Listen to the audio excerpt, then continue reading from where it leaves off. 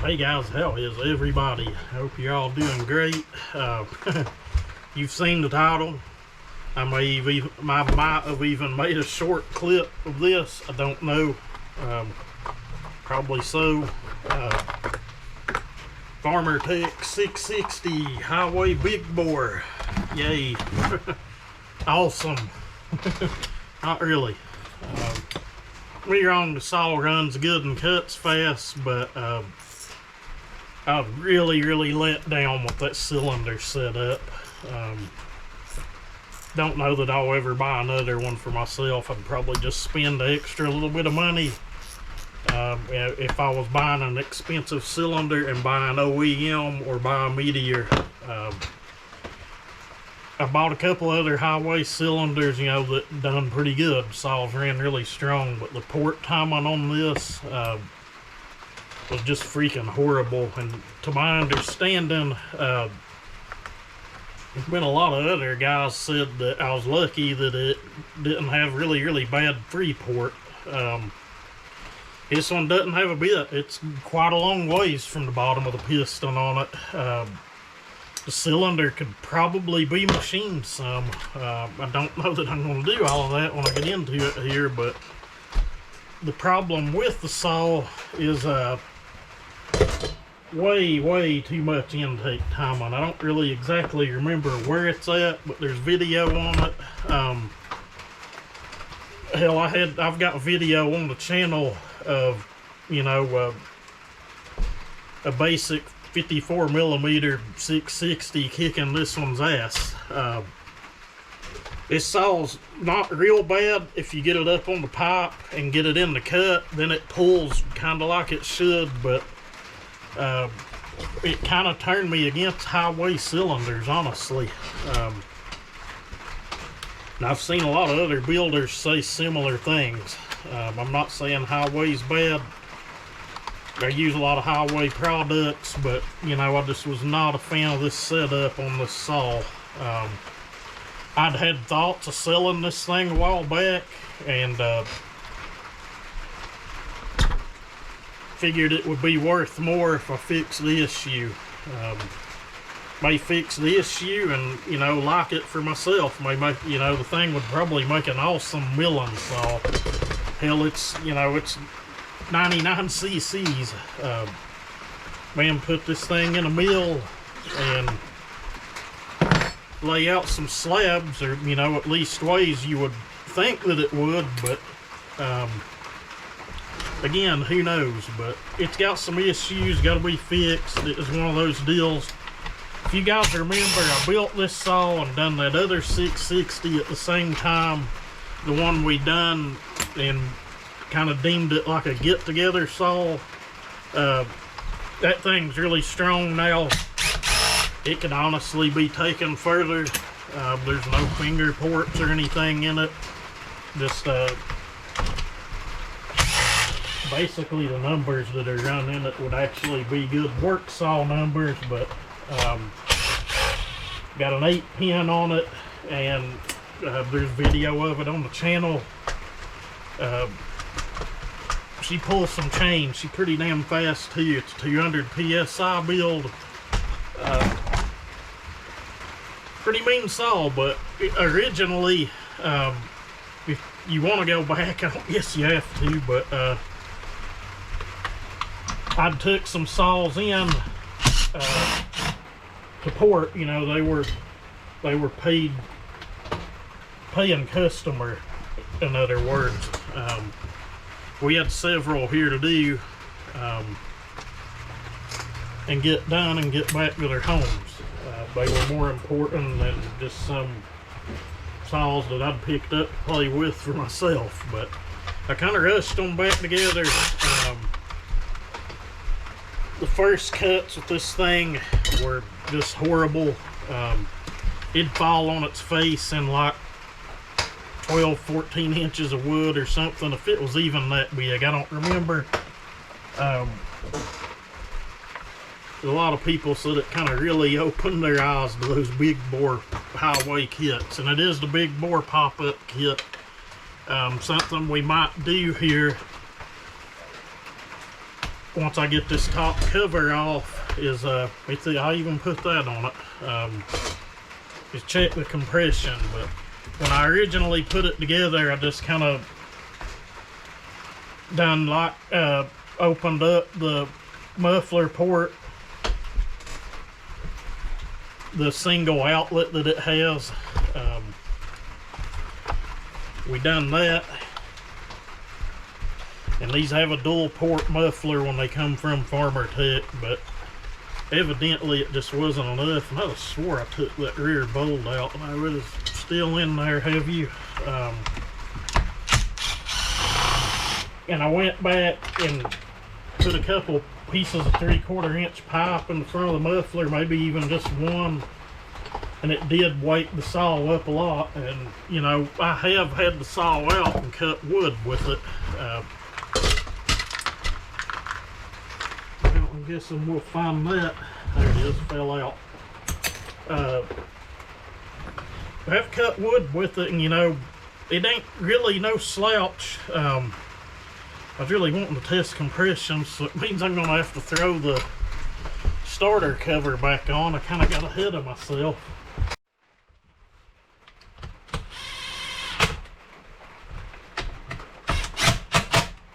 That should hold it enough to check the compression on it. These things are kind of a beast to pull over. You know, we can't use the decomp, but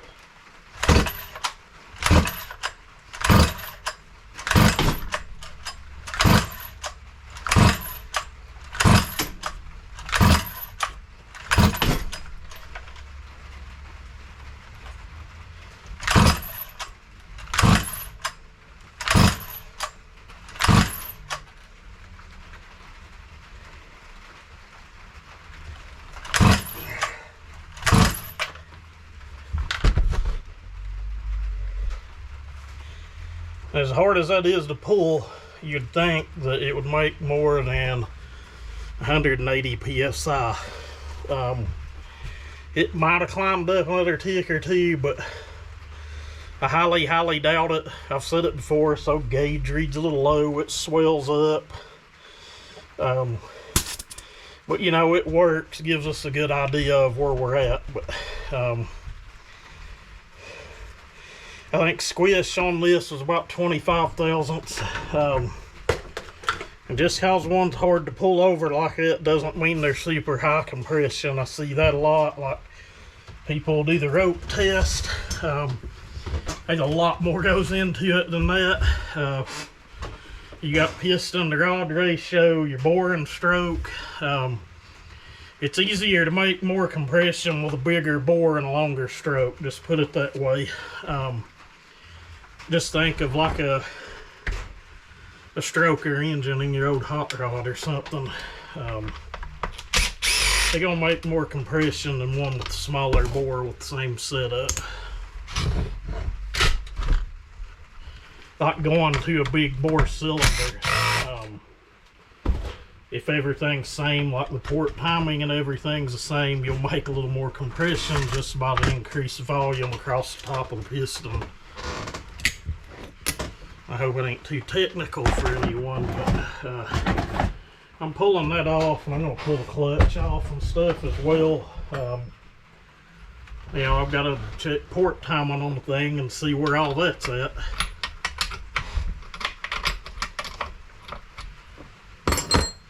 Kind of trying to get it apart in kind of a hurry.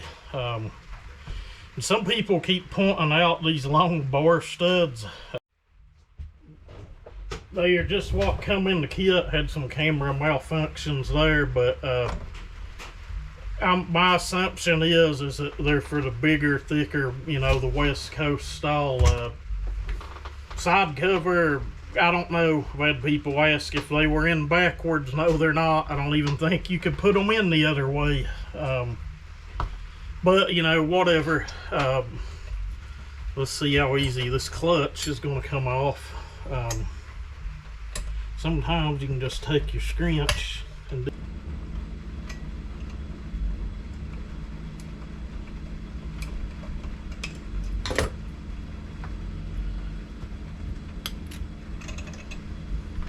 Said I'm not exactly 100% sure how we're going to do this, or how exactly I'll do the video on it, but we're going to do something with it, and that's a fact. Sat on the shelf too long without really getting a whole hell of a lot of use out of it. And honestly, I've probably got $400 sunk into it, honestly. It's got the Hyway dual port muffler cover. It's basically just a muffler cover with a big old deflector on the front of it. Nothing special. I think they even come with a screen when you buy them. Those lights on the end of these screwdrivers are super handy.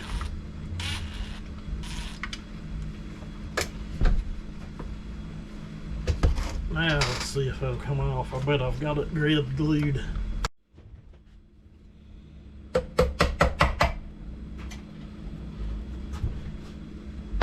Hammer back over at the lathe, that's where it goes. There's the deal. We had the Hyway gasket, totally unneeded. It's there. Boy, that cylinder's got a humongous exhaust port compared to what I'm used to been working on here in the last little bit. Like a Husky 365s I've done, and the little Echo, the small Huskies I've done here. I'm talking in the last couple of months. It's been a little bit since I've been into one of these bigger saws.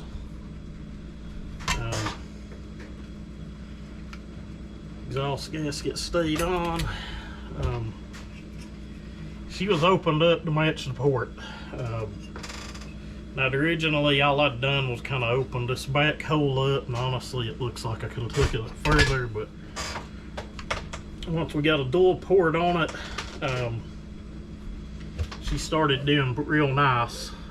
Again, it's just one of them saws, you've got to get it up on the pipe before you go into a piece of wood. Guys, I'm thinking we are about ready to yank the cylinder bolts out. All I have to do is push the intake bolt through, but we need to check port timing on it. I'm in a big hurry. Let me pause you guys and get set up and do that. Well guys, I kind of wish it hadn't been pouring the rain. I would have loved to put the 24 on this, or hell, that 36 rather, and put it in that big hickory crotch that we have laying out here, just to show you what a turd this thing was. Like I said, you had to get it up on the pipe before you could put it in a piece of wood before it felt respectably at all. I even had some guy comment back in the old videos that my stock saw beat that. You're probably right. I didn't even argue with him. The guy's a freaking tool anyway, but on that part he was probably right. There was several comments about it. You know, it was just an eye-opening deal. Don't think that just because you buy one of these listed as a big bore cylinder that you can pull it. Even in this case, the damn factory Farmertec stuff was better, I think. I bought the cylinder from Wagner's. It was on sale. I think I give $110 for it. It is, you know, the pop-up cylinder. I don't know if it was the Titan nickel. I have no idea. Don't really care.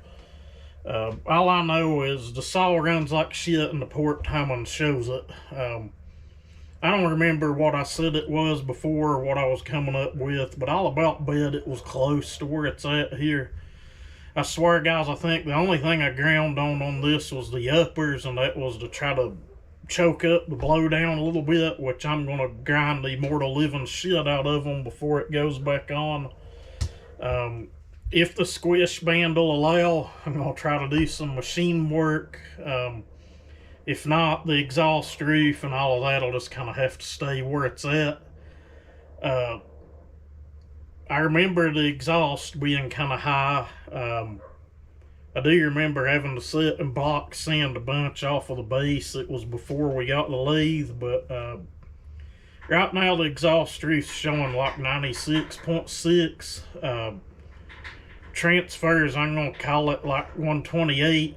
I'll get a better measurement once I go to measuring for actual port height when I go to grind by putting a ring in it, but and the intake is just horrible, which is a lot of the problem. It's like 88.5 where it's opening at. And you know, that explains it all. That's a recipe for a shitty running saw, and that's kind of why you've not seen it on the channel any. Like I said, I thought about selling it back in the summer, and then, you know, kind of decided against it. Your average person getting it to cut firewood or something's probably not going to notice any of that, but you know, I would have known it and didn't want to let it go out of here that way. But just take note, if you have one of these saws, or maybe even an OEM saw, and you're thinking you're going to buy one of these, in some cases really high dollar and almost as expensive is an OEM cylinder, Hyway big bore pop-ups, thinking you're going to have a race saw in your hands. You may end up with something that runs worse than what you had, and is a nightmare to crank. This thing is even a bitch with the decomp mashed and, you know, the hole in the decomp drilled out, but we'll probably take care of that too. We'll drill a couple more holes in it before we put it back on, but we may as well pull the cylinder off, and I'll give you guys a look at it, and then I'll go over how I'm going to fix the intake timing and decide what we're going to do. But I planned on just doing this in a couple of evenings. It may actually be a few evenings now after getting those horrible timing numbers. And guys, don't think because if something's got a high exhaust roof that it's hot numbered. If you have like a removable cylinder head, custom made, or if you have somebody that is capable enough to do a shit ton of machine work to get this thing up to where it's super high compression, yeah, those could be some pretty hot timing numbers. But in the case of just something like this, it's just garbage. I don't care who makes a video on a day or two saying I'm wrong, but this saw will perform like it should and will run great when we are done with it here. A lot of people never show their stuff on a damn piece of wood. I'm trying to get through the video without doing a rant, but you know, just in case somebody may think those are good numbers, or so-and-so said those are good hot timing numbers. If it had over 200 PSI, those would be good hot timing numbers. Honestly, if I can come up the way to move everything 25 or 30 thousandths, and we're gonna have to really lay the epoxy to the intake port, and you can see where I decked the cylinder. Is it running a base gasket? It is running a base gasket.